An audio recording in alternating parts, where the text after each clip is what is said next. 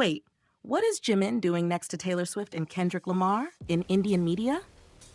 No, seriously. You open up an article from the Indian Express about the American Music Awards, and boom. The thumbnail doesn't just feature Taylor, the biggest selling artist of her generation, or Kendrick, the Pulitzer-winning king of lyrical fire. Right beside them is BTS's Jimin. Calm, elegant, powerful, and not just as an extra. He's right there, front and center, a visual equal among titans of American music. But here's where things get really interesting. It's not the first time this has happened. Not even close. If you've been paying attention, you'll know that Jimin's image has become a go-to symbol for major global media. Billboard? They've used his photo multiple times, alongside artists like Justin Bieber and Lady Gaga. The Recording Academy, the people behind the Grammys, featured his Butter stage as one of just 3 must-see moments out of the entire awards show. So here's the question that nobody's really asking out loud, but absolutely should be. Why is Jimin being positioned again and again as one of the faces of global pop culture?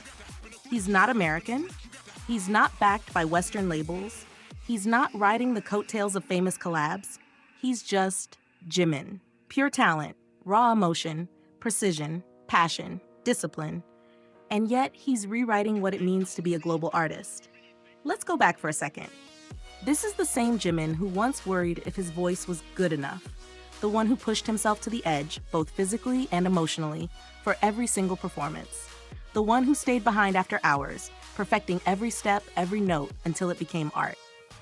From debuting as a member of a K-pop group in a then niche genre, to becoming the first Korean soloist in history to top the Billboard Hot 100, Jimin has done what most artists only dream of. And he did it with humility, without shortcuts, and without ever losing his sense of self. And maybe that's why his presence is so magnetic, because it's earned, not manufactured. Indian media didn't put him in that thumbnail by accident. He was there because the impact of his artistry now crosses borders, languages, and industries. And it tells us something else too. The world is changing. The faces of global pop are no longer decided by geography. They're shaped by connection.